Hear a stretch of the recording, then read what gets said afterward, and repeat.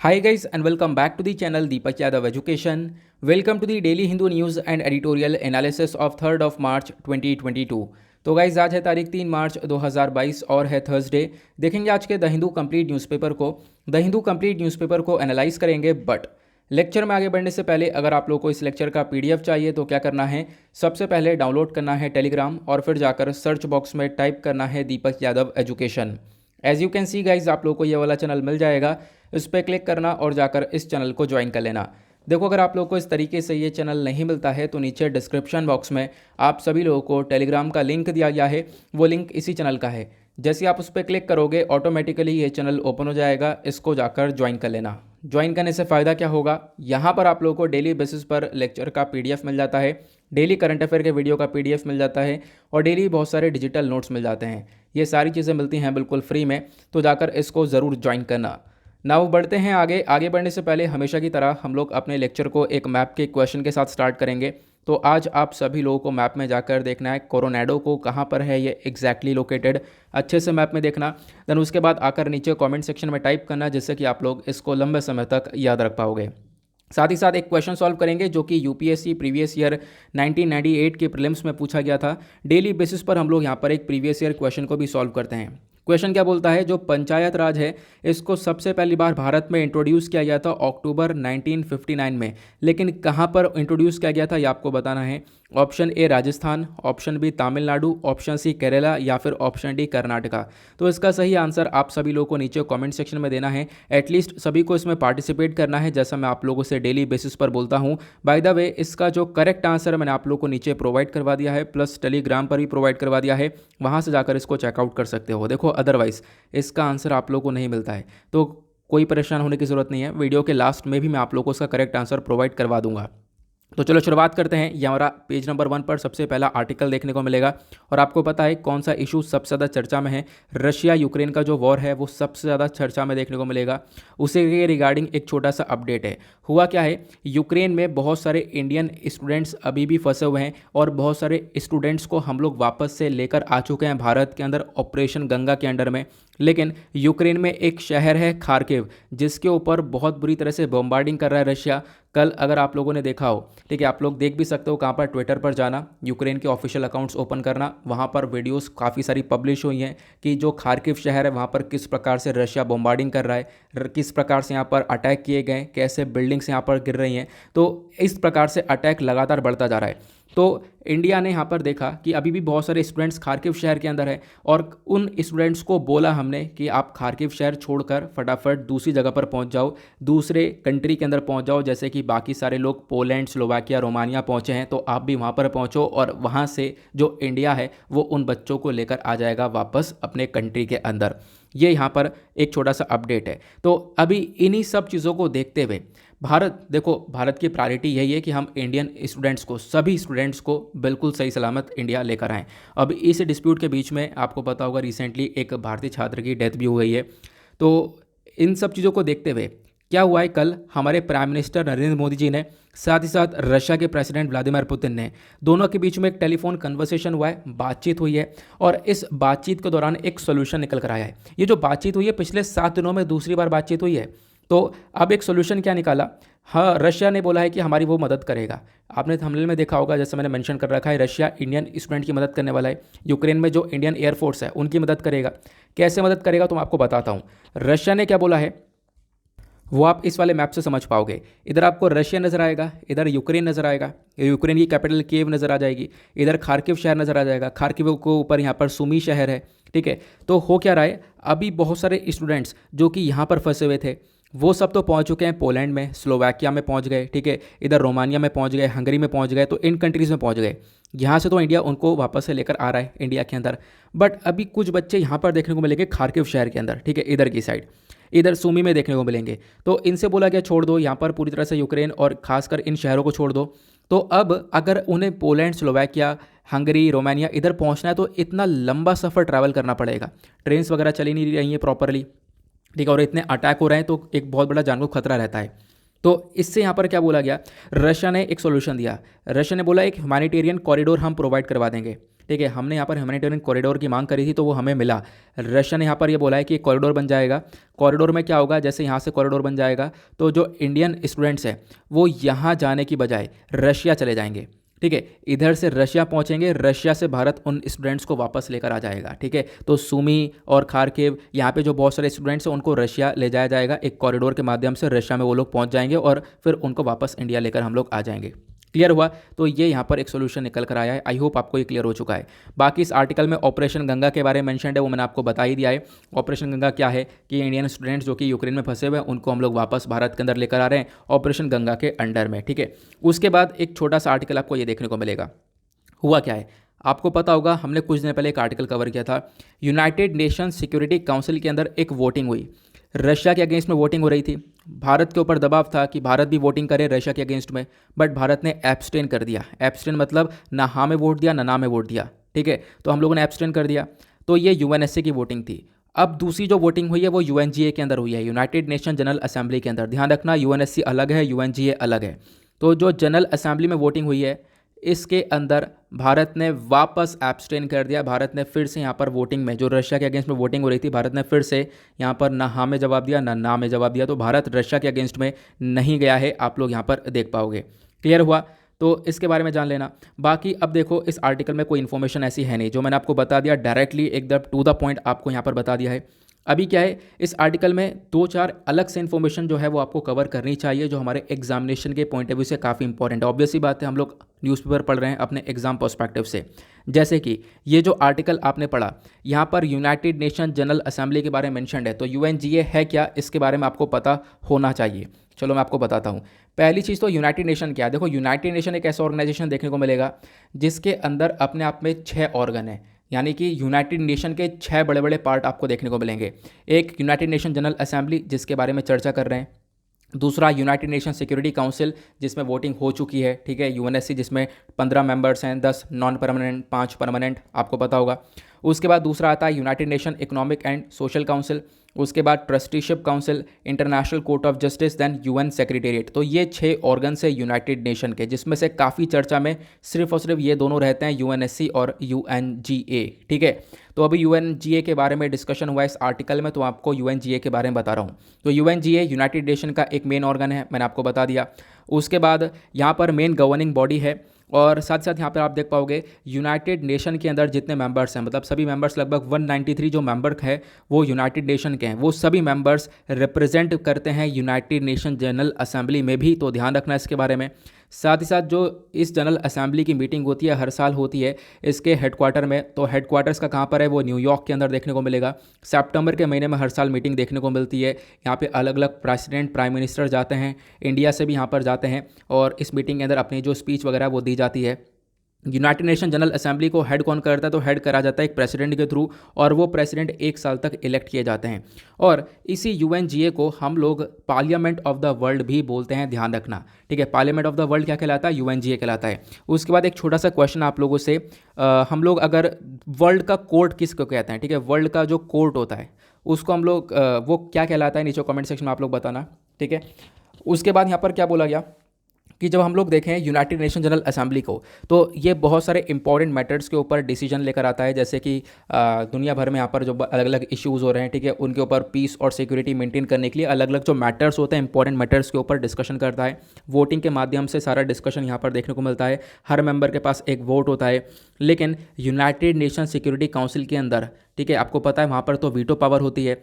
जो 5 permanent members होते हैं उनके पास वीटो पावर देखने को मिलती है, but United nation general assembly में किसी के पास वीटो पावर नहीं है। तो ये डिफरेंस भी आप लोग को ध्यान रखना है।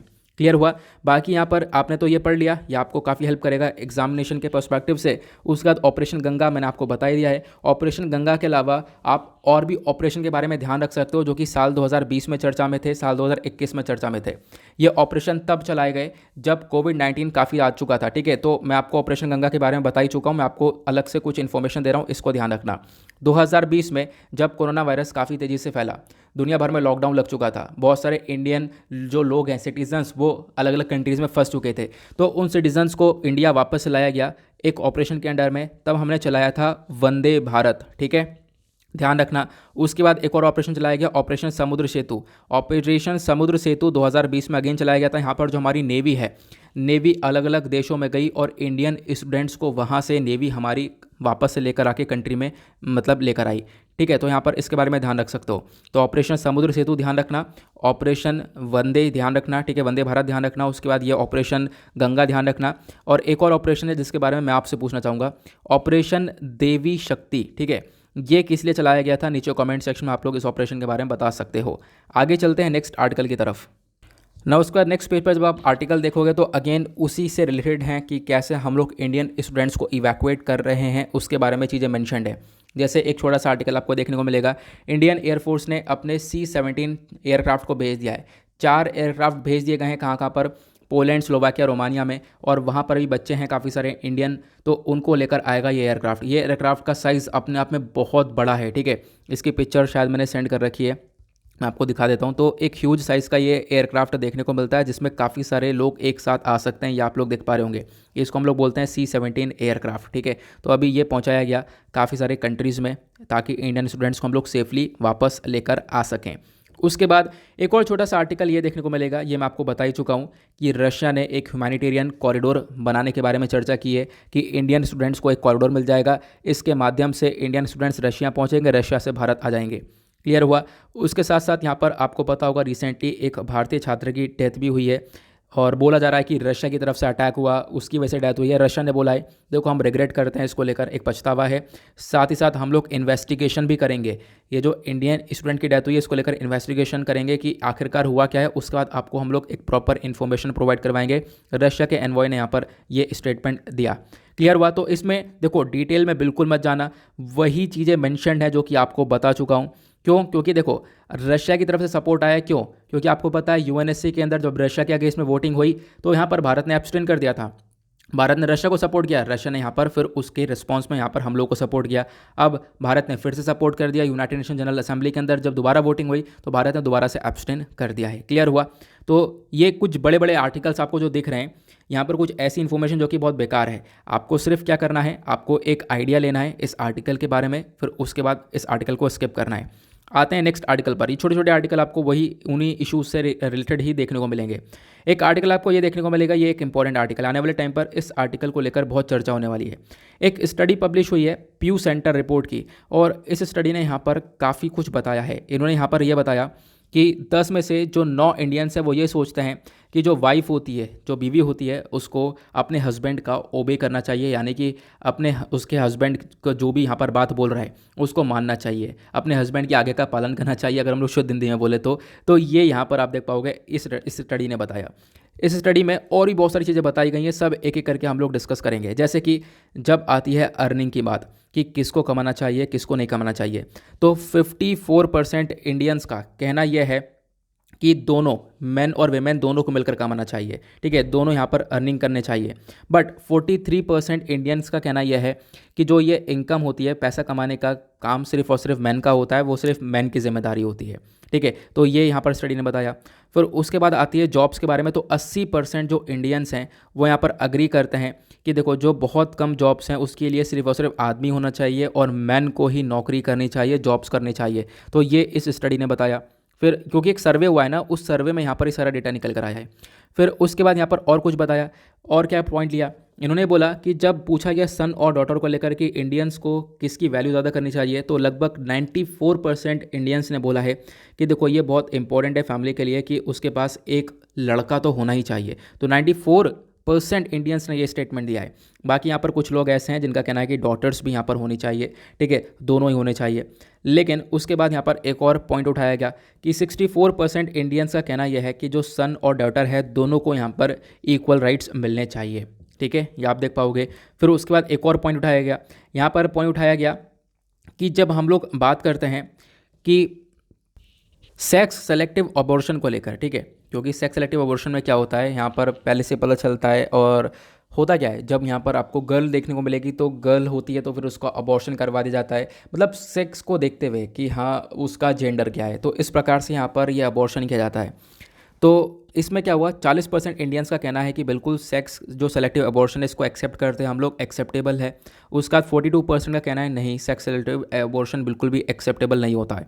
ठीक है, तो मतलब आप देख पाओगे जो जो टॉपिक उठाए गए उसमें दो पहलू हैं, मेजोरिटी लोग क्या कह रहे हैं और यहाँ पर कुछ लोग क्या कह रहे हैं। ये यहाँ पर इसको एक सर्वे के थ्रू पब्लिश किया गया, प्यू सेंटर रिपोर्ट ने ये बातें बताई हैं। इन्होंने यहाँ पर फिर उसके बाद एक और लास्ट पॉइंट में यहाँ पर बताया कि जब हम लोग बात करते हैं किसकी कि जो ये जायदाद है उसका वारिस कौन होना चाहिए, तो इसमें मेजोरिटी लोगों ने यहाँ पर बोला लड़का होना चाहिए और बहुत कम लोगों ने बोला यहाँ पर लड़की भी होनी चाहिए। ठीक है, ये यहाँ पर मेंशन किया गया है। तो मतलब एक छोटा सा डेटा है जिसको लेकर आने वाले टाइम पर बहुत चर्चा होने वाली है, ध्यान रखना। जिसमें से सबसे ज़्यादा फोकस किया गया है इस वाले पॉइंट के ऊपर। इस वाले पॉइंट के ऊपर क्या बोला गया, 54% जो इंडियंस है वो ये बोलते हैं कि मेन और वुमेन दोनों रिस्पॉन्सिबल होने चाहिए पैसा कमाने के लिए, लेकिन 43% लोगों का कहना यह है कि जो पैसा कमाने का काम है वो सिर्फ और सिर्फ यहाँ पर मेन का होना चाहिए, मेन की जिम्मेदारी होनी चाहिए। और उसके बाद एक पॉइंट के बाद दूसरा इसका एक इंपॉर्टेंट पॉइंट कौन सा है वो आपने हेडिंग में देख लिया है यहाँ पर, कि जो लगभग 10 में से 9 इंडियंस है वो ये मानते हैं कि जो वाइफ है उसको अपने हस्बैंड को ओबे करना चाहिए, हस्बैंड की जो भी बात है उसको माननी चाहिए। ठीक है, तो ये एक स्टडी के थ्रू पब्लिश किया गया। तो मैंने आपको बता दिया जो भी इंपॉर्टेंट पॉइंट्स है वो सारे यहाँ पर आपको पता चल चुके हैं। ध्यान रखना इसके बारे में, पीडीएफ आपके पास आ जाएगा, इसको आप लोग एक बार रीड भी कर सकते हो। फिलहाल तो बता ही दिया है तो ध्यान रहेगा ही रहेगा। आगे चलते हैं अगले आर्टिकल पर। now आते हैं अगले आर्टिकल पर। अगला आर्टिकल भी काफ़ी इंपॉर्टेंट है, बात करता है इंडिया जो है एक नेचुरल लीडर है क्वाड का। ठीक है, अब क्वाड क्या है वो आपको, क्वाड एक ग्रुप देखने को मिलेगा जिसके अंदर 4 देश हैं। वो कौन कौन से हैं, इंडिया है, ऑस्ट्रेलिया है, जापान है और यूएस, ये 4 देशों का एक ग्रुप है। क्वाड होता क्या है बेसिकली, यहाँ पर आप कह सकते हो कि 4 साइड वाला एक फिगर होता है जिसके अंदर 4 साइड होती है, उसको हम लोग क्वाड बोलते हैं। तो बात करते हैं यहाँ पर इंडिया ने क्लियरली मतलब बताता भी है, और इंडिया बेसिकली एक नेचुरल लीडर है इस क्वाड के अंदर, जो कि इंडो पैसिफिक रीजन के अंदर एक शांति को बनाने के लिए काफ़ी ज़्यादा काम करता है। और अभी क्या हुआ है, अभी आप कह सकते हो multi national defence exercise countries के बीच में होती रहती हैं। मिलन एक्सरसाइज की काफ़ी चर्चा हो रही है। मिलन एक्सरसाइज जो है विशाखापट्टनम में डिमॉन्स्ट्रेट किया गया है। यहाँ पर आपको कॉपरेशन देखने को मिलेगा अलग अलग कंट्रीज़ का, जैसे ऑस्ट्रेलिया भारत के साथ यहाँ पर कॉपरेट कर रहा है, खासकर इंडो पैसिफिक वाले रीजन के अंदर। इंडो पैसिफिक वाला रीजन वो है मतलब इंडियन ओशन और पैसिफिक ओशन, जब इन दोनों को मिला देते हो तो ये इंडो पैसिफिक बनता है। और इस ओशन के अंदर एक शांति बननी चाहिए। इस शांति को बनाने के लिए, इस सिक्योरिटी को मेंटेन करने के लिए यहाँ पर ये जो क्वाड है ये काम करता है। क्लियर हुआ। जो ये एक्सरसाइज है मिलन, यहाँ पर आपको 14 कंट्रीज़ देखने को मिलेंगे, जिसमें ऑस्ट्रेलिया ने भी अभी हिस्सा लिया है, तो आपको ध्यान रखना है ऑस्ट्रेलिया ने यहाँ पर पार्ट लिया इसके अंदर और अपना कॉपरेशन दिखाया है भारत के साथ। भारत के साथ मिलकर यहाँ पर आपको ये अभ्यास करते हुए नजर आए। मैं अभी आपको बताता हूँ मिलन एक्सरसाइज के बारे में, पहले तो वो आपको ध्यान रखना है। आर्टिकल इंपॉर्टेंट है, जीएस पेपर 3 डिफेंस से आप लोग रिलेट कर सकते हो। एक्सरसाइज मिलन के बारे में बात करते हैं तो एक बाइनियल, एक मल्टीलेटरल नेवल एक्सरसाइज देखने को मिलेगा, मतलब अलग अलग कंट्रीज़ के नेवी के बीच में ये अभ्यास होता है, जिसकी शुरुआत 1995 में हुई थी। और आज के टाइम पर ये जो अभ्यास है विशाखापट्टनम में होता है भारत के अंदर। ध्यान रखना जो नेवी है हमारी, उसका भी यहाँ पर आपने देखा है कि 10वां एडिशन हुआ है इस मिलन एक्सरसाइज का, और जिसका थीम था synergy across the sea. But हुआ क्या है, इसके ऊपर फोकस नहीं करना है, ये बदलता रहता है, इसके ऊपर बिल्कुल फोकस मत करना। ठीक है, इसको यहाँ पर चेंज करो। हम लोग आते हैं दूसरे पॉइंट के ऊपर। यहाँ पे बात की गई है एरिया ऑफ कॉपरेशन के बारे में बात करें तो इस अभ्यास में क्या होता है। देखो इस अभ्यास में जो ये अलग अलग कंट्रीज़ हैं, अलग अलग कंट्रीज़ की नेवी साथ में मिलती हैं, एक्सरसाइज करती हैं। अब एक्सरसाइज जब ये अभ्यास होगा तो इसमें एक दूसरे को काफ़ी कुछ सिखाते भी हैं, प्लस इससे जो रिलेशन है वो और ज़्यादा डेवलप होते हुए चले जाते हैं। ठीक है, ये आप ध्यान रख सकते हो। प्लस अब क्या है, भारत और भी कंट्रीज़ के साथ अलग अलग मिलिट्री अभ्यास करता है, जैसे कि जिमेक्स नाम का एक अभ्यास है जो कि इंडिया और जापान के बीच में होता है, ध्यान रखना। तो उसके साथ साथ यहाँ पर एक है एक्स डेजर्ट नाइट 21 एक्सरसाइज। ठीक है, ये अभ्यास है, ये इंडिया और फ्रांस के बीच में होता है, इंडिया फ्रांस के एयरफोर्स के बीच में। उसका बाद इंद्रधनुष होता है, ये इंडिया और यूके के एयरफोर्स के बीच में होता है। उसके बाद यहाँ पर एक्सरसाइज पिच ब्लैक, ये इंडिया ऑस्ट्रेलिया के बीच में होता है। ठीक है, तो ये जो एक्सरसाइज है ध्यान रखना, ओसिंडेक्स एक्सरसाइज होता है, ये ऑस्ट्रेलिया और इंडिया के बीच में होता है। धर्म गार्डियन होता है, ये एक जॉइंट एक्सरसाइज है जो कि इंडिया और जापान के बीच में होता है। ठीक है, ये अलग अलग मैंने नाम मेंशन करे हुए हैं। नोमैडिक एलिफेंट इंडिया और मंगोलिया के बीच का जॉइंट एक्सरसाइज है। उसके बाद एविएंद्रा आपको देखने को मिलेगा, ये इंडिया और रशिया का जॉइंट एक्सरसाइज है। तो ये अलग अलग एक्सरसाइज हैं, इनको ज़रूर ध्यान रखना, अलग अलग कंट्रीज़ के साथ होते हैं, बहुत इंपॉर्टेंट है। चाहे आप लोग वनडे एग्जामिनेशन के पर्सपेक्टिव से देखो, चाहे आप लोग यूपीएससी के एग्जामिनेशन के पर्सपेक्टिव से देखो, तो प्रीलिम्स के पॉइंट ऑफ व्यू से काफ़ी इंपॉर्टेंट ये निकल कर आएगा। क्लियर हुआ। तो ये यहाँ पर मिलन एक्सरसाइज के बारे में बताया कि मैंने मिलन के साथ साथ आपको और भी बहुत सारे अभ्यासों के बारे में बता दिया कि भारत कौन कौन से कंट्रीज़ के साथ कौन कौन से अभ्यास करता है। आगे चलते हैं नेक्स्ट आर्टिकल की तरफ। उसके बाद ये आर्टिकल है, यहाँ पर काफ़ी इंपॉर्टेंट बातें बताई गई। हमारे प्राइम मिनिस्टर के थ्रू एक स्टेटमेंट दिया गया और इन्होंने यहाँ पर बोला है कि देखो जो 5G है उसको लेकर हम लोग काम करने वाले हैं। 5G के साथ साथ और भी काफ़ी सारी चीज़ों के ऊपर काम करेंगे। लेकिन ये आर्टिकल चर्चा में क्यों आया है? क्योंकि हुआ क्या, कल वेडनेसडे था। तो कल वेडनेसडे में जो बाइडन यहाँ पर एक स्पीच दे रहे होंगे, तो जो बाइडन ने काफ़ी सारी बातें अब यहाँ पर बोली। जैसे मेक इन इंडिया चलता है ना, वैसे मेक इन अमेरिका के बारे में उन्होंने चर्चा करी। More cars and semi conductors in America, more infrastructure and innovation in America, ये सारा यहाँ पर भाषण दिया जो बाइडन ने, कब, वेडनेसडे में। तो यहाँ पर हमारे प्राइम मिनिस्टर ने भी यही बोलते हैं कि देखो हमें भी ये काम करना है। हम लोग बेसिकली अपना आत्मनिर्भर जो ये मिशन है ये तो लेकर चल ही रहे हैं, जहाँ पर हम लोग क्या कर रहे हैं, अपने कंट्री को खुद अपने पैर पर खड़ा करेंगे। ज़्यादा से ज़्यादा जो प्रोडक्शन है वो हम लोग खुद अपने देश के अंदर करेंगे। जो अलग अलग कंट्री से सामान परचेज़ कर रहे हैं उनको परचेज़ करना बंद करेंगे। और साथ ही साथ हमारे प्राइम मिनिस्टर ने और क्या बोला, एक वेबिनार के अंदर इन्होंने ये बोला कि जो आपकी बार बजट है, ठीक है, उस बजट के अंदर काफ़ी सारा पैसा अनाउंस किया गया है साइंस और टेक के लिए, इंफॉर्मेशन टेक्नोलॉजी के लिए, ठीक है, वो सब प्रॉपरली खर्चा जाएगा। प्लस अलग अलग सेक्टर्स पर पैसा लगाने वाले हैं, जैसे कि आर्टिफिशियल इंटेलिजेंस हुआ, जो स्पेशल सिस्टम हुआ, ड्रोन्स के ऊपर हो गया, semiconductors, space technology, genomics, pharmaceutical और 5G टेक्नोलॉजी, इन सब के ऊपर हम लोग पैसा खर्चने वाले हैं। बजट यहाँ पर इसमें से बजट में से पैसा खर्चा जाएगा। Plus production linked incentive schemes भी लेकर हम लोग आ ही चुके हैं, ठीक है। ये यहाँ पर बताया गया।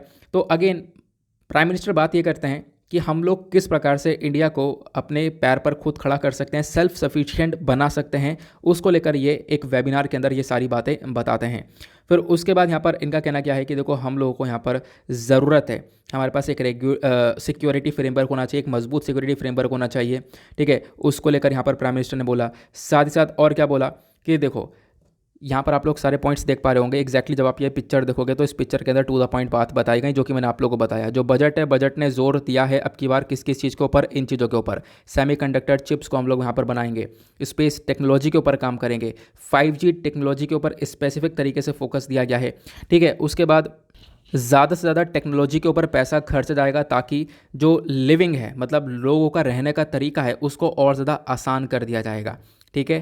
क्लियर हुआ। तो ये इन्फॉर्मेशन दी गई। साथ ही साथ 5G के ऊपर स्पेसिफिक तरीके से फोकस दिया गया। तो 5G टेक्नोलॉजी के बारे में हमने आज तक पढ़ा नहीं है ना। देखो आप हेडिंग में भी लिखा हुआ है कि 5G ऑप्शन के ऊपर यहाँ पे पूरी तरह से काम किया जाएगा।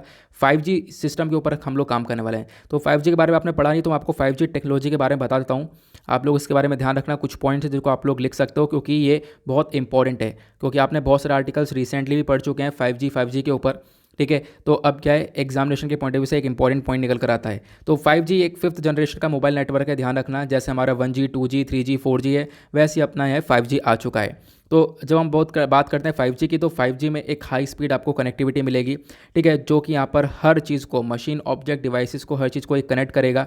प्लस आपको पता ही होगा 5G के अंदर स्पीड कितनी है। जैसे कि अभी हम बात करते हैं 4G की। 4G के अंदर टोटल स्पीड कितनी है? आप नेट की स्पीड 1 Gbps की स्पीड ले सकते हो, है ना। 1 गीगाबिट पर सेकंड की स्पीड, 1 Gbps की स्पीड आपको मिल जाती है, तो कि अपने आप में बहुत ज़्यादा हाई स्पीड है। बट 5G के अंदर जो हाई स्पीड है वो 20 Gbps की स्पीड आपको ये देखने को मिलेगी, ठीक है। और 4G में 1 Gbps की, तो आप देख पाओगे इससे 20 गुना ज़्यादा, 4G से 20 गुना ज़्यादा हायर स्पीड का 5G आपको देखने को मिलेगा। अगर हम लोग बात करें ये सारी टेक्नोलॉजी आई कैसे, इवॉल्व कैसे हुई है। पहले 1G आया था। 1G कब आया था? 1980 में 1G आया था। तब यहाँ पर आप कह सकते हो कि सिर्फ और सिर्फ वॉइस कॉल ही सपोर्ट हो पाती थी, वॉइस कॉल कर पाते थे। बाद में 2G आता है, कब? 1990 में, 1990 में 2G आता है, ध्यान रखना इसके बारे में। तो जब 1990 में 2G आता है तो वॉइस कॉल के साथ साथ हम लोग डेटा को ट्रांसमिट करने लगे थे, ठीक है। हमारा थोड़ा बहुत यहाँ पर हमें एक इंटरनेट स्पीड मिलने लगी थी 64 kbps की। फिर उसके बाद क्या हुआ? 3G आया। 3G आया साल 2000 में। अब यहाँ पर इंटरनेट की स्पीड आने लगी, 1 Mbps से 2 Mbps की स्पीड मिलने लगी। उसके बाद यहाँ पर अब वीडियो कॉल भी होने लगी थी, वॉइस कॉल भी चल रही थी, कॉन्फ्रेंसिंग वगैरह सब कुछ हो रही थी। उसके बाद 4G आता है साल 2009 के अंदर, और 4G के माध्यम से जो स्पीड है वो 100 Mbps से 1 Gbps की स्पीड मिलने लगी। 3D वर्चुअल रियलिटी के अंदर हम लोग पहुँच चुके हैं। नाउ अब आ गया है 5G, और 5G यहाँ पर काम करने वाला है और ज़्यादा हाई स्पीड पर। मैंने आपको बताया 20 Gbps की स्पीड देखने को मिलेगी। 5G काम करता है 3 बैंड्स के अंदर, एक होता है लो बैंड, एक होता है उसका मीडियम बैंड, और दूसरा होता है हाई बैंड। हाई बैंड के अंदर जो स्पीड होगी ऑब्वियस सी बात है बहुत ज़्यादा होगी, लेकिन दिक्कत यह है कि वो बहुत ज़्यादा महंगा भी होगा। तो 5G को इम्प्लीमेंट करने में प्रॉब्लम्स क्या क्या आएंगी? सबसे पहली बात देखो, यहाँ पे ज़रूरत है हमें कि फाइबर कनेक्टिविटी को अपग्रेड करना। पूरे देश भर में हमारे फाइबर कनेक्टिविटी देखने को मिलेगी नहीं, क्योंकि फाइबर कनेक्टिविटी के माध्यम से ही इंटरनेट की कनेक्टिविटी मिलती है। तो फाइबर कनेक्टिविटी को वापस से अपग्रेड करने का एक सबसे मेन टास्क रहने वाला है भारत का। प्लस दूसरा सबसे बड़ी प्रॉब्लम क्या है कि जो 5G है वो बहुत ज़्यादा महंगा मिलेगा। जब इसको हम लोग कंपेयर करेंगे दुनिया भर से, तो इंडिया में बहुत ज़्यादा कॉस्टली रहने वाला है। तो वो भी एक सबसे बड़ा चैलेंज रहने वाला है इस 5G सेक्टर के अंदर। तो क्लियर हुआ, मैंने आपको 5G के बारे में सारी बातें बता दी हैं। ध्यान रखना, क्योंकि आज तक आपने 5G के बारे में नहीं पढ़ा है, मैंने नहीं पढ़ाया है, इस वजह से मैंने यहाँ पर आज इसको कवर किया। तो आप लोग इसको नोट डाउन कर सकते हो। क्लियर हुआ? आगे चलते हैं अगले आर्टिकल की तरफ। नौ आते हैं पेज नंबर 11 के ऊपर, दैट इज़ वर्ल्ड सेक्शन। देखेंगे दुनियादारी में क्या चल रहा है। अब दुनियादारी में क्या चल रहा है आपको पता ही है ना। उसके बाद भी यहाँ पर आपको एक आर्टिकल देखने को मिलेगा। तो अगेन आपको रशिया यूक्रेन के डिस्प्यूट्स के बारे में बताया गया। जो खार्किव शहर है उसको पूरी तरह से आज के टाइम पर बॉम्बार्डिंग कर दिया रशिया ने। ठीक है, आप देख पाओगे सारे जो ये ऑरेंज कलर के पैचेस नज़र आ रहे हैं, ये सारे वो जगह हैं जहाँ पर रशिया ऑलरेडी कंट्रोल कर चुका है। बोला गया कि यूक्रेन में जब इतनी बॉम्बार्डिंग हो रही है तो यूक्रेन से लगभग 8 से 9 लाख लोग निकल चुके हैं। ठीक है, यूक्रेन के लोकल पीपल, वो 9 लाख लोग कहाँ पे गए हैं? पोलैंड, स्लोवाकिया, हंगरी, यहाँ सभी कंट्रीज़ में पहुँच चुके हैं। इससे आने वाले टाइम पर एक रेफ्यूजी क्राइसिस हम लोग को देखने को मिलेगा। ठीक है, बहुत सारे देशों में बहुत सारी प्रॉब्लम्स आने वाले टाइम पर होने वाली है, ये यहाँ पर मेंशन किया गया। तो अगेन मतलब इंपॉर्टेंट नहीं है, यहाँ पे आप कह सकते हो आप पहले से ही बहुत कुछ पढ़ चुके हो रशिया यूक्रेन को लेकर। रशिया यूक्रेन का डिस्प्यूट मैं आपको बहुत अच्छे से पढ़ा चुका हूँ, कैसे लिखना है वो मैं आपको पढ़ा चुका हूँ। अभी भी नहीं पता तो परसों का वीडियो देख लेना, परसों का वीडियो ओपन करना, वीडियो के लास्ट में चले जाना, आपको सारी बातें बहुत अच्छे से जानने को मिल जाएंगी। ठीक है, कैसे लिखना है मैंने आपको वही बता रखा है।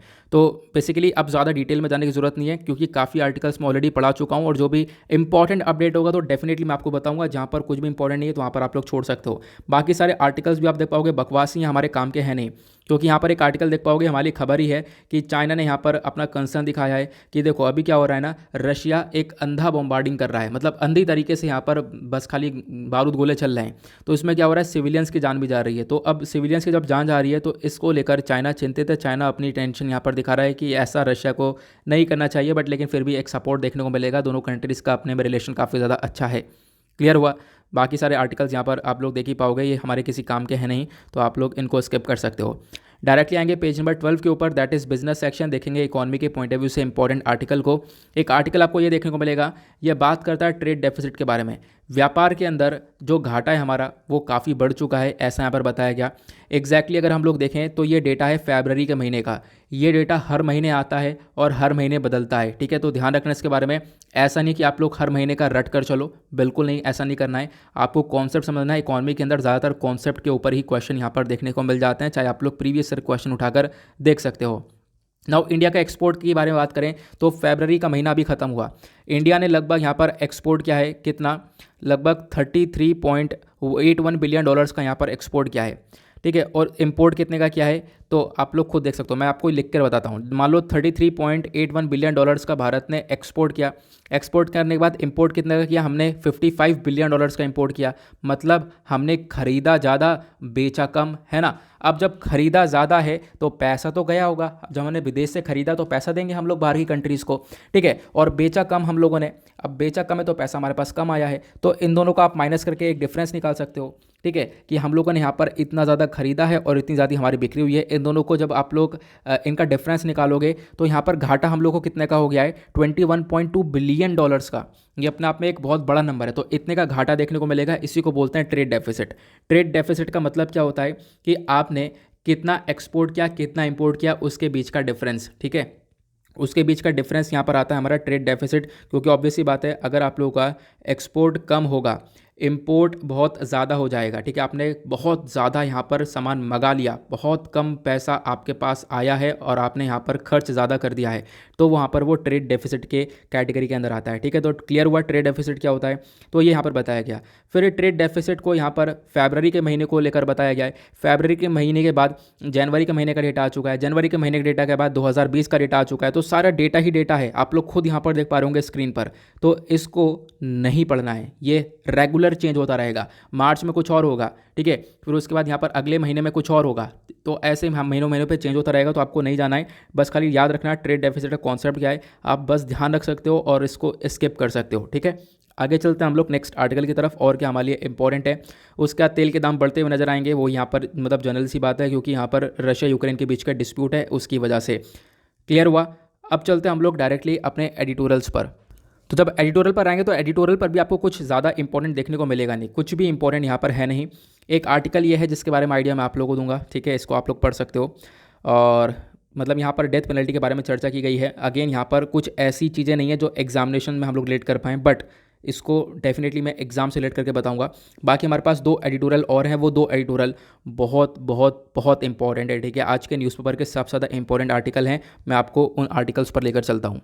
आपको पता होगा द हिंदू न्यूज़पेपर में एक पेपर आता है टेक्स्ट और कॉन्टेक्स्ट का, ठीक है। जैसे इंडियन एक्सप्रेस में एडिटोरियल्स के साथ साथ एक्सप्लेन सेक्शन आता है ना, उसी प्रकार से द हिंदू का भी इनिशिएटिव है, जहाँ पर एडिटोरियल्स के साथ साथ एक एक्सप्लेन सेक्शन आता है। काफ़ी डिटेल में द हिंदू यहाँ पर आर्टिकल्स को लेकर आता है। तो टेक्स्ट और कॉन्टेक्स्ट में ये आर्टिकल बहुत इंपॉर्टेंट है। आप देख पाओगे इसकी लेंथ कितनी ज़्यादा है, ठीक है। सब कुछ एक एक करके बहुत डिटेल से मैं आप लोगों को बताऊंगा। आईपीसीसी के बारे में, आईपीसीसी ने यहाँ पर एक डेटा पब्लिश कर दिया है, एक रिपोर्ट इसकी आई है जिसने बताया दुनिया भर में ये जो टेम्परेचर है, जो क्लाइमेट चेंज है, इसका कंसर्न, इसकी जो चिंता है वो और बढ़ने वाली है। और अगर हमने इसको कंट्रोल नहीं किया तो इससे बहुत बर्बादी देखने को मिलेगी। भारत के कौन कौन से शहर, भारत के कौन कौन से एरिया, बहुत कौन कौन से राज्य जो है डूबते हुए नजर आएंगे, वो यहाँ पर बताया है। तो वो सब हम लोग डिटेल से डिस्कस करेंगे। इंपॉर्टेंट आर्टिकल है, खासकर जीएस पेपर 3 एनवायरमेंट से इसको रिलेट कर सकते हो। उसके बाद नीचे एक एडिटोरियल या फिर आप एक्सप्लेनर देख पाओगे। ये भी कितनी ज़्यादा लेंथ है आप लोग देख पा रहे होंगे। बहुत सिंपल शब्दों में आपको बता दूंगा। यहाँ पे बताया गया कि जो रशिया का इन्वेजन है, रशिया लगातार यूक्रेन पर अटैक कर रहा है, इसकी वजह से दुनिया भर में जो सेमीकंडक्टर चिप होती है उसका एक शॉर्टेज देखने को मिल रहा है। और ये जो शॉर्टेज है, इसकी सिचुएशन और ज़्यादा बदतर हो चुकी है। क्योंकि सेमीकंडक्टर चिप्स का जो शॉर्टेज है वो बहुत पहले से चल रहा था। डिस्कस करेंगे सेमीकंडक्टर क्या होता है, प्लस रशिया का यहाँ पर क्या इंपॉर्टेंट रोल देखने को मिलता है, वो सब बातें हम लोग यहाँ पर जानने वाले हैं। चलो यहीं से स्टार्ट कर लेते हैं। आईपीसीसी के बारे में जानते हैं। पहले तो यहाँ पर ये वाला जो आर्टिकल है, ठीक है, इसको बस खाली ध्यान से आप लोग सुनते रहना, जो भी मैं आप लोगों को बता रहा हूँ, ठीक है। जो भी इंपॉर्टेंट पॉइंट्स हैं यहाँ पे आप नीचे देख पा रहोगे, और उसको आप लोग लिखते भी सकते हो, या फिर मतलब जो भी नोट्स वगैरह वो प्रिपेयर कर सकते हो। देखो आईपीसीसी क्या है, पहले तो आपको ये समझना होगा, क्योंकि यहाँ पर मैं इस आर्टिकल को आपको प्रीलिम्स और मेंस दोनों के पर्सपेक्टिव से कवर करवाने वाला हूँ, ठीक है। तो आईपीसीसी एक बॉडी है जिसकी फुल फॉर्म है inter governmental panel on climate change. Climate change को लेकर ये कुछ रिपोर्ट्स को पब्लिश करती है। तो यहाँ पर अलग अलग कंट्रीज़ की जो सरकारें हैं वो मिलकर काम करती हैं। आईपीसीसी को बनाया गया था, एस्टेब्लिश किया गया था 1988 में। किसके थ्रू? वर्ल्ड मेट्रोलॉजिकल ऑर्गेनाइजेशन के थ्रू, साथ ही साथ यूनाइटेड नेशन एनवायरमेंट प्रोग्राम के थ्रू। आईपीसीसी का हेडक्वार्टर कहाँ पर है? तो स्विट्जरलैंड जेनेवा में इसका हेडक्वार्टर देखने को मिलेगा। इसके अंदर 195 टोटल मेंबर्स हैं। इसका मेन काम क्या है? मेन काम है कि इस प्रकार से क्लाइमेट चेंज का डेटा लेकर आना, डेटा लेकर आता है क्लाइमेट चेंज के बारे में, ये इन्फॉर्मेशन देता है और बताता है कि क्लाइमेट चेंज का क्या इम्पैक्ट पड़ रहा है, आगे कैसे इम्पैक्ट पड़ेगा, फ्यूचर में कितना ज़्यादा नुकसान होगा, प्लस हम लोग इस क्लाइमेट चेंज को कैसे रोक सकते हैं। ये सारा डेटा आईपीसीसी लेकर आता है। बात करते हैं क्लाइमेट चेंज की, तो मतलब लगातार दुनिया भर का जो टेम्परेचर है वो इंक्रीज़ होता हुआ नजर आएगा। कैसे इंक्रीज़ होता हुआ नजर आएगा? पोल्यूशन इंक्रीज़ हो रहा है, कार्बन लगातार आप देख पाओगे हमारे एनवायरनमेंट के अंदर इंक्रीज़ हो रहा है। तो इससे क्या हो रहा है? लगातार टेम्परेचर भी बढ़ेगा, गर्मी बढ़ेगी। और ये इसको हम लोग कंपेयर करें पिछले 10 सालों में, तो ऑलरेडी बहुत ज़्यादा टेम्परेचर इंक्रीज़ हो चुका है पूरे पृथ्वी का ना। आने वाले टाइम पर ये और इंक्रीज़ होगा तो इससे प्रॉब्लम्स और बढ़ेंगी। क्योंकि अगर हम लोग देखें तो जब इंक्रीज़ होगा तो इससे ग्लेशियर्स पिघलेंगे, जैसे मैंने आपको बता रखा है। हर जगह पर यही एग्जाम्पल आपको देखने को मिल जाता है। ग्लेशियर्स पिघलेंगे, सी लेवल राइज होगा, और सी लेवल राइज होने के बाद जो बहुत सारे एरियाज़ है वो डूब जाएंगे, आइलैंड कंट्रीज़ डूब जाएंगी, कोस्टल एरियाज़, भारत का जो महाराष्ट्र वाला रीजन है, मुंबई वाला रीजन, वो डूब जाएगा, ठीक है। ऐसा देखने को मिलेगा, जो कि पूरी तरीके से महाराष्ट्र का एग्जाम्पल भी यहाँ पर इस रिपोर्ट ने दिया है। तो यहाँ पर आप लोग इसके बारे में ध्यान रख सकते हो, आगे हम लोग डिस्कस करेंगे। तो क्लाइमेट चेंज को लेकर ये सारी चीज़ें पब्लिश करता है। तो अभी हमारे पास खबर क्या आती है, न्यूज़ क्या है? पहले तो आपने आईपीसीसी को समझा, अब मैं आपको न्यूज़ बताता हूँ। आईपीसीसी की फुल फॉर्म पता है, inter governmental panel on climate change. इन्होंने क्या किया, इस बॉडी ने अभी अपने छठे रिपोर्ट का सेकंड पार्ट लॉन्च कर दिया है। तो मतलब इसकी छठी रिपोर्ट आई है।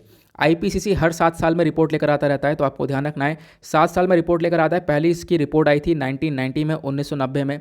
उसके बाद 1995, फिर 2001, 2007, 2015। तो ऑलरेडी इसकी लगभग 5 रिपोर्ट आ चुकी हैं। अब क्या यहाँ पर इसकी ये छठी रिपोर्ट है। अब छठी रिपोर्ट का ये दूसरा पार्ट है, दूसरा पार्ट आया है, तो इसका मतलब ये पहला पार्ट भी लॉन्च कर चुका है। तो बिल्कुल ऐसा है।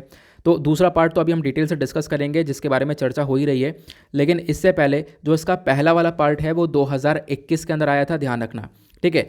2021 के अंदर यहाँ पर इसका एक पहला पार्ट आया था जहाँ पर इन्होंने बताया कि जो गर्मी है वो 2040 से पहले पहले और ज़्यादा बढ़ जाएगी। और इसके बाद अब देखो ये जो रिपोर्ट है इसका पहला पार्ट 2021 में है, आपने समझ लिया। दूसरा पार्ट 2022 में अभी यहाँ पर चर्चा में है, ठीक है, इसको हम डिटेल से अभी जानने वाले हैं। अब उसके बाद तीसरा इसका फाइनल रिपोर्ट भी आने वाली है। फाइनल रिपोर्ट आएगी अप्रैल 2022, मतलब आने वाले कुछ महीनों बाद यहाँ पर इसकी एक फाइनल रिपोर्ट भी आती हुई हम लोग को नजर आएगी। क्लियर हुआ? ध्यान रखना इसके बारे में। तो ये तो हो गई हमारी खबर। तो खबर ये रिपोर्ट पब्लिश हुई है, छठे रिपोर्ट की सेकंड पार्ट पब्लिश हुआ है। अब इस रिपोर्ट के जब हम लोग बात करते हैं तो इसने बहुत कुछ डिटेल से बताया है। जैसे कि सबसे पहली चीज़ यहाँ पर इन्होंने क्या बताई है, देखो अब मैं इस रिपोर्ट की फाइंडिंग्स के बारे में बताने वाला हूँ, मेजर फाइंडिंग्स क्या है।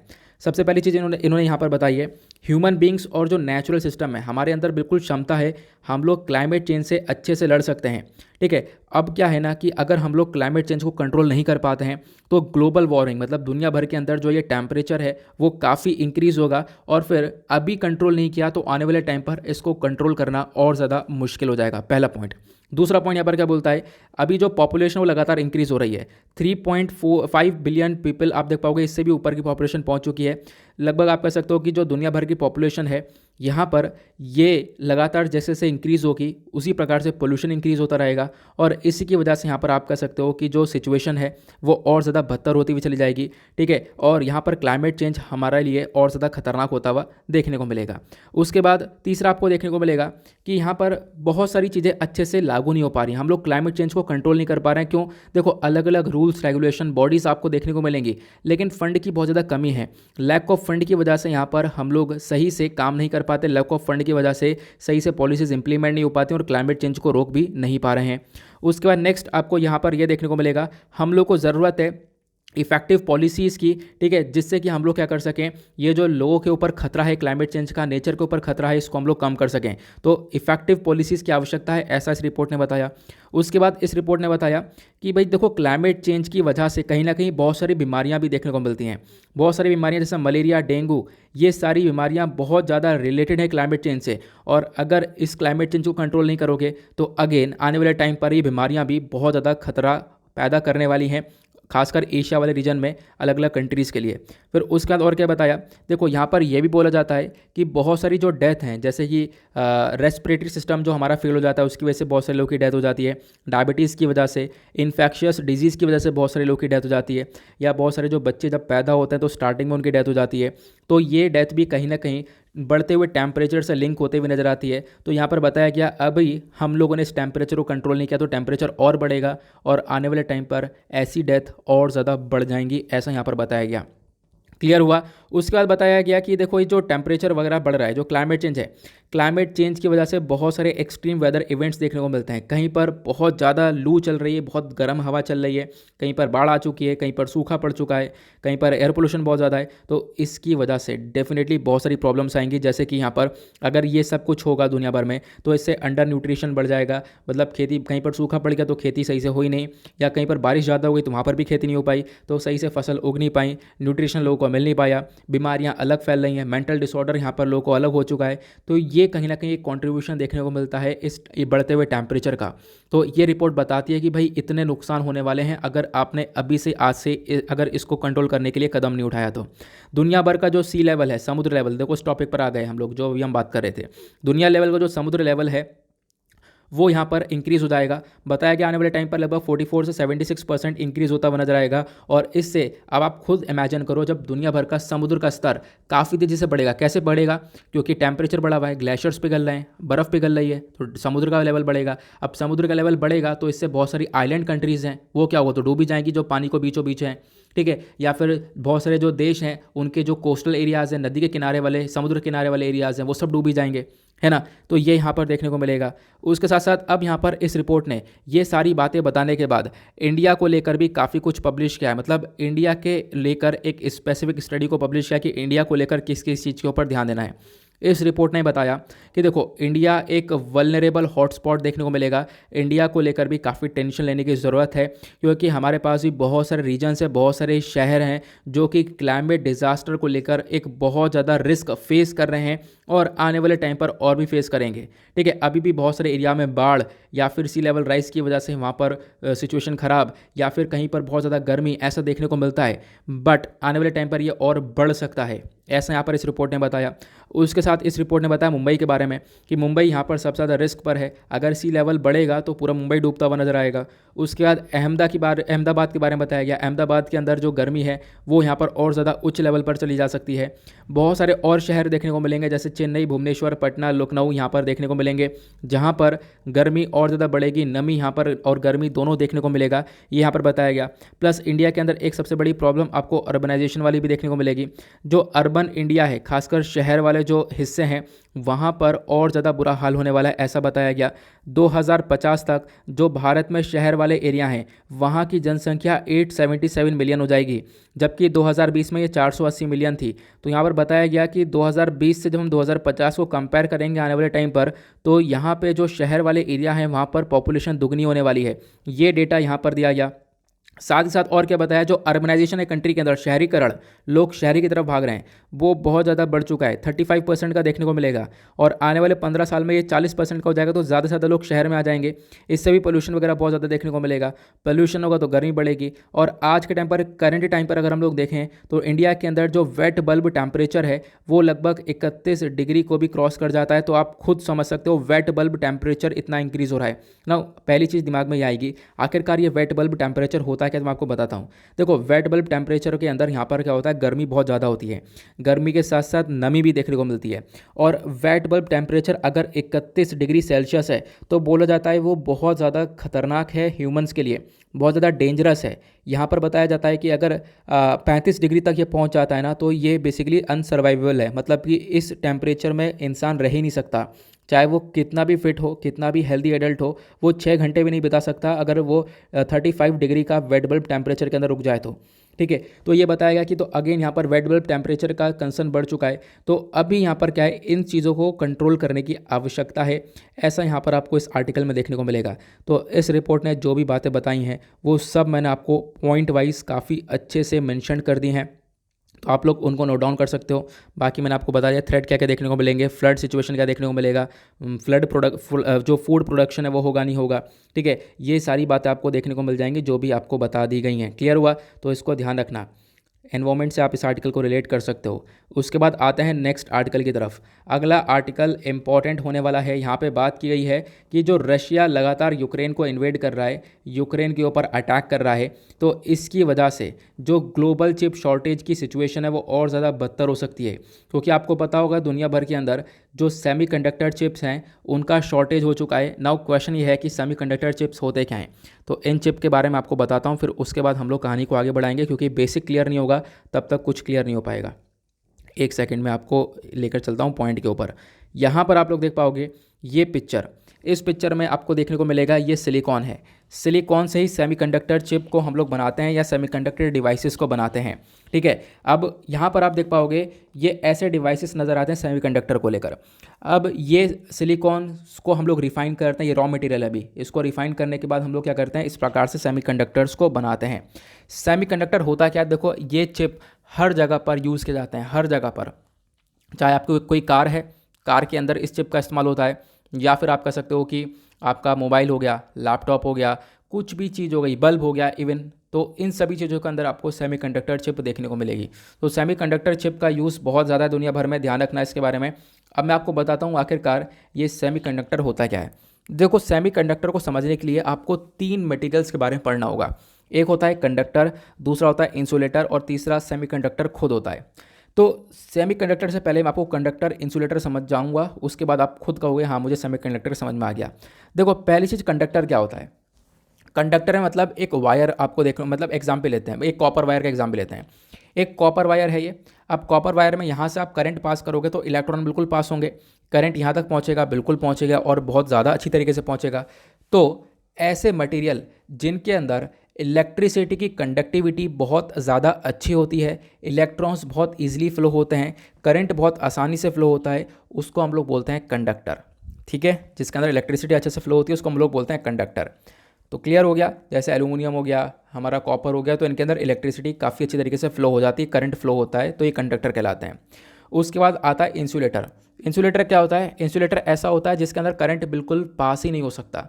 जैसे पेपर हो गया, पेपर में आप इधर से करंट लगाओ, क्या दूसरी तरफ पास होगा? बिल्कुल नहीं होगा। रबर हो गई, रबर में करंट पास होगा? नहीं होगा। प्लास्टिक में पास होगा? नहीं होगा। शीशे में पास होगा? नहीं होगा। तो ये सारी चीज़ें इंसुलेटर होती हैं। तो जिसके अंदर करंट पास हो जाता है आराम से वो कंडक्टर, जिसके अंदर नहीं होता वो इंसुलेटर। अब सेमीकंडक्टर इन दोनों के बीच में आने वाला हिस्सा है। जैसे सिलिकॉन हो गया, तो इसमें यहाँ पर आप कह सकते हो करंट पास होता भी है नहीं भी होता। इसका मतलब क्या है? देखो, सेमीकंडक्टर को समझने के लिए एक सिंपल सा फंडा यह है कि सेमीकंडक्टर एक ऐसा मटेरियल है जिसके अंदर करंट पास तो होता है, बट उसको हम लोग कंट्रोल कर सकते हैं। कंट्रोल करके अपनी मर्जी से जितना छोड़ना चाहें छोड़ सकते हैं, या फिर जितना कम करना चाहें उसको कम कर सकते हैं। तो जहाँ पर कंट्रोल कर सकते हैं हम लोग, वो सेमीकंडक्टर कहलाएगा। ठीक है, तो ध्यान रखना, यहाँ पे करंट पास होता भी है और नहीं भी होता, उसको कंट्रोल कर लिया जाता है, तो वो सेमीकंडक्टर कहलाता है।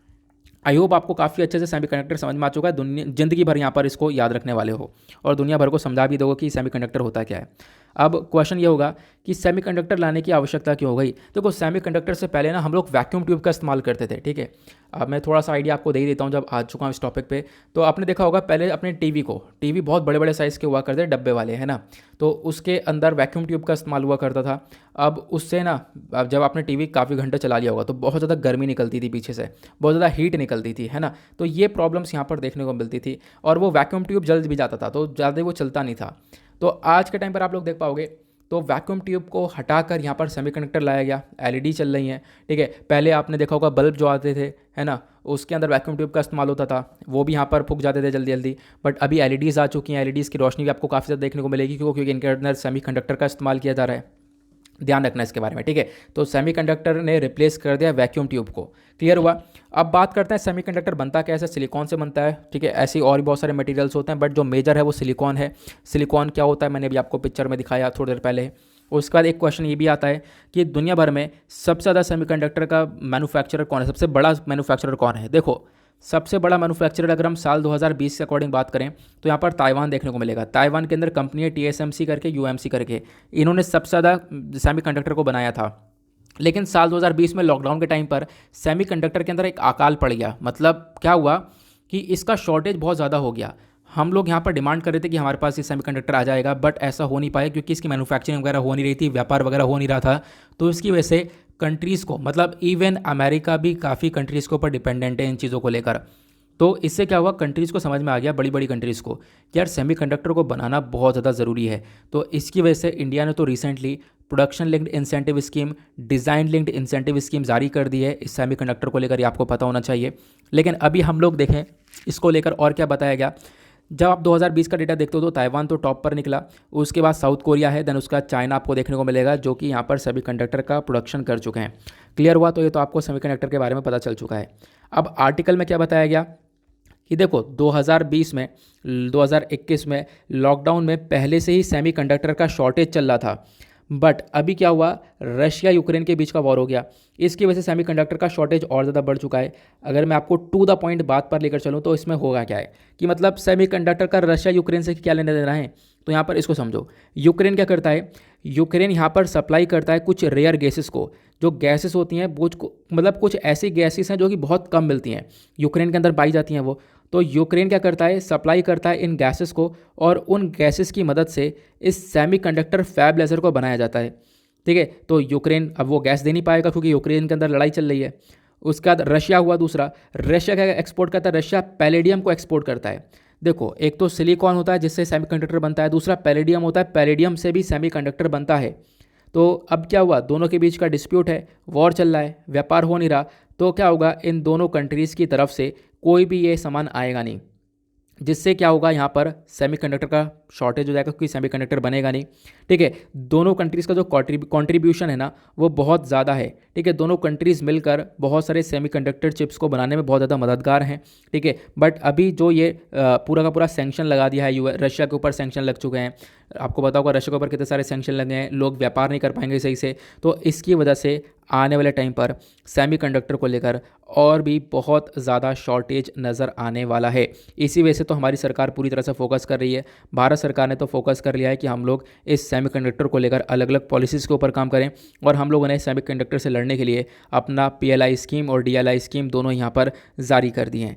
क्लियर हुआ? तो मैंने आपको काफ़ी अच्छे से इसका टू द पॉइंट एनालिसिस बता दिया कि एग्जैक्टली क्या क्या देखने को मिलेगा। बाकी मैंने आपको सेमीकंडक्टर के बारे में समझा दिया, अच्छे से आपको सारी चीज़ें क्लियर हो जानी चाहिए। चलो आगे बढ़ते हैं नेक्स्ट आर्टिकल की तरफ, और क्या है हमारे लिए इम्पॉर्टेंट। नाउ एक एडिटोरियल यहाँ पर देखने को मिलेगा, लेकिन इस एडिटोरियल में ऐसी चीज़ें नहीं हैं जो हम लोग एग्ज़ाम में यूज़ कर पाएँ। लेकिन मैं आपके लिए, आपको पता है कि जो भी एडिटोरियल है उसको काफ़ी आसान बना देता हूँ। आपको एग्जामिनेशन में कैसे लिखना है वो सारी चीज़ें यहाँ पे प्रोवाइड करवाता हूँ। तो आर्टिकल बेसिकली बात करता है डेथ पेनल्टी को लेकर। तो डेथ पेनल्टी को लेकर आपको क्या क्या पता होना चाहिए, कैसे लिखना है, वो चीज़ें मैं आप लोगों को यहाँ पर बताने वाला हूँ।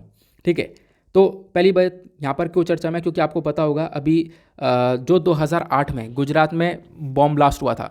ठीक है, अब जब गुजरात में बॉम्ब ब्लास्ट हुआ तो उसके 13 साल बाद अभी काफ़ी सारे लोगों को फांसी की सज़ा दी गई है। ठीक है, डेथ पेनल्टी दी गई है। तो उसी टॉपिक के ऊपर यहाँ पर ऑथर ने ये आर्टिकल लिखा है। मैंने आपको थोड़े दिनों पहले पढ़ाया था, जिस दिन ये खबर आई थी उसी दिन मैंने आपको पढ़ा दिया था। नाउ बात करें डेथ पेनल्टी की, तो डेथ पेनल्टी का मतलब कैपिटल पनिशमेंट। इसको मतलब कैपिटल पनिशमेंट ही बोलते हैं, डेथ पेनल्टी बोलते हैं, मतलब कि मौत की सज़ा।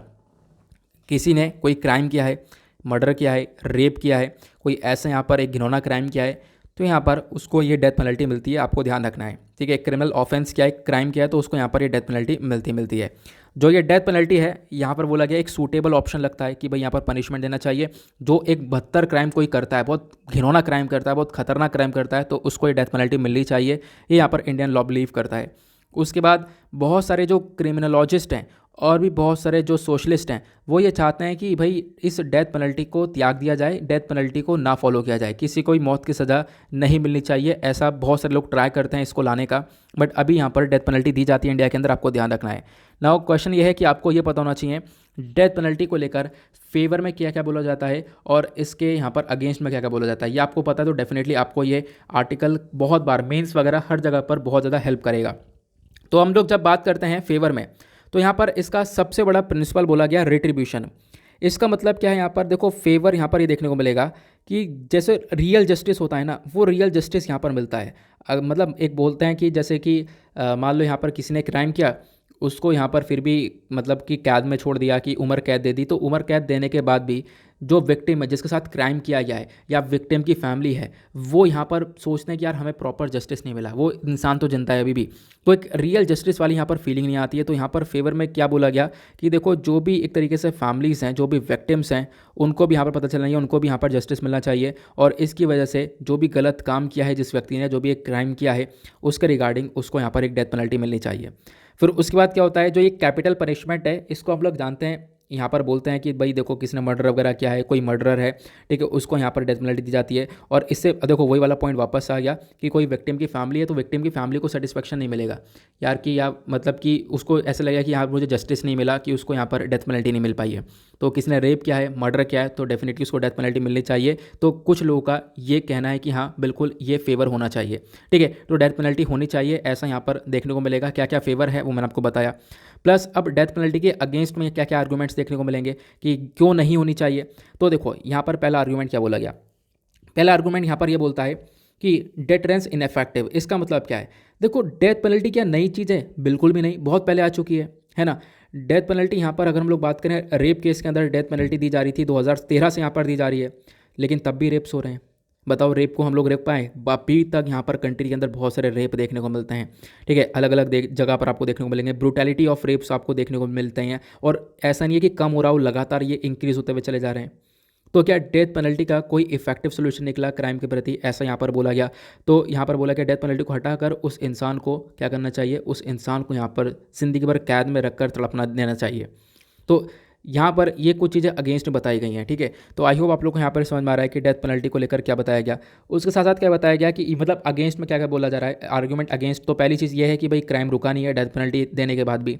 दूसरा, एग्जीक्यूशन ऑफ द इनोसेंट। बहुत बार ऐसा हो जाता है कि, और या फिर बहुत बार ऐसा हो सकता है कि जो मासूम लोग हैं उनको भी ये डेथ पेनल्टी मिल सकती है, उनको फांसी की सज़ा हो सकती है, ठीक है। इनोसेंट पीपल मर सकते हैं इसके अंदर। मान लो जस्टिस सिस्टम के अंदर कोई मिस्टेक है, कोई फ्लॉ है, कोई गलत तरीका है, मतलब चीज़ें हमारे पास बिल्कुल साफ साफ नहीं है, तो उसके बाद यहाँ पर गलत तरीके से किसी इनोसेंट व्यक्ति को यहाँ पर डेथ पेनल्टी दी जा सकती है। ये इसकी वजह से यहाँ पर डेथ पेनल्टी के अगेंस्ट में ये बात देखने को मिलेगी। अमनेस्टी इंटरनेशनल जो कि ह्यूमन राइट्स को लेकर काम करता है, इसके अकॉर्डिंग बात करें, देखो जो ह्यूमन जस्टिस आपको ये देखने को मिलता है, यहाँ पर आपको देखने को मिलेगा कि अब ह्यूमन जस्टिस हो रहा है तो बहुत ज़्यादा पॉसिबिलिटी है कि भाई यहाँ पर गलतियाँ हो सकती हैं, ठीक है। चूक जो उसको हम लोग बोलते हैं ना कि चूक हो सकती है, तो ये भी हो सकता है जिसकी वजह से यहाँ पर किसी मतलब इनोसेंट व्यक्ति को, मासूम व्यक्ति को यहाँ पर डेथ पेनल्टी हो सकती है, ठीक है। उसको यहाँ पर फांसी पे चढ़ाया जा सकता है। तो यहाँ पर बताया गया है कि जो ये डेथ पेनल्टी है इसको तो त्याग दिया गया है, बहुत सारी कंट्रीज़ के अंदर यहाँ पर इसको हटा दिया गया है, लेकिन इंडिया के अंदर अभी भी आपको डेथ पेनल्टी देखने को मिलेगी। इंडिया के कॉन्टेक्स्ट में बात करें तो इंडिया के अंदर डेथ पेनल्टी को लेकर क्या स्टेटस देखने को मिलता है, तो सीआरपीसी जो हमारा criminal procedure amendment act CrPC 1955 का देखने को मिलेगा। इससे पहले यहाँ पर डेथ पेनल्टी के बारे में ऐसा कुछ भी देखने को मिलता नहीं था। तो ये अमेंडमेंट हुआ 1955 में, तब जाकर यहाँ पर डेथ पेनल्टी और लाइफ इम्प्रिजमेंट के बारे में यहाँ पर चीज़ें हमारे पास निकल कर आई हैं, ठीक है। तब यहाँ पर कोर्ट ने बताया बिल्कुल रिक्वायरमेंट है, और अगर कोई यहाँ पर इस प्रकार से कोई काम करता तो मैक्सिमम पेनल्टी जो है वो डेथ पेनल्टी होनी चाहिए। और यहाँ पर क्या हुआ, फिर उसके बाद लाइफ सेंटेंस और डेथ पेनल्टी हम लोग देने भी लगे। बहुत सारे केसेस में यहाँ पर डेथ पेनल्टी दिया गया है, ये यहाँ पर बताया गया।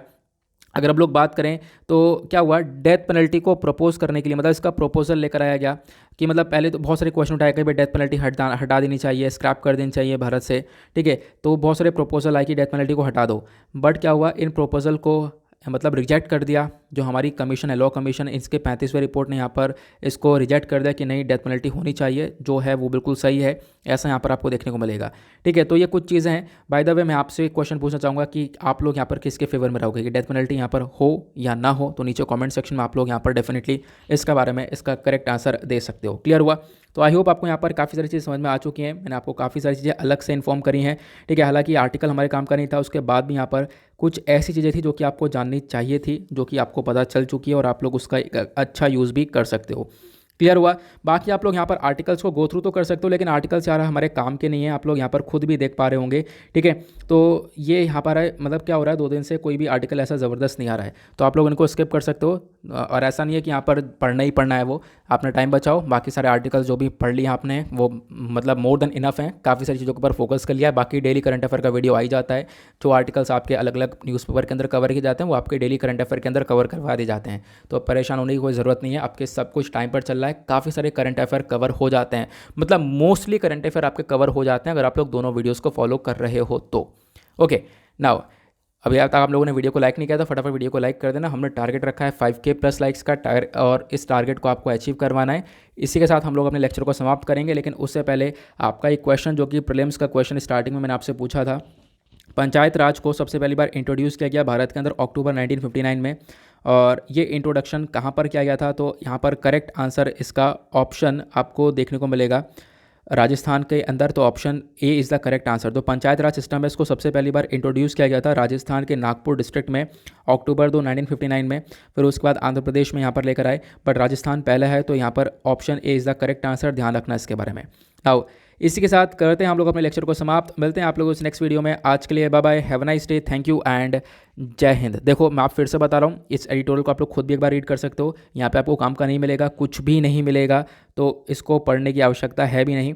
अपना फोकस करो, जितना यहाँ पर आपके पास मिल चुका है वो काफ़ी है, और बाकी जो आर्टिकल्स अगर 2-4 अलग न्यूज़पेपर में होते हैं तो मैं आपको वो कवर करवा देता हूँ डेली करंट अफेयर के वीडियो में, तो परेशान होने की आवश्यकता है नहीं। आज के लिए बाय बाय।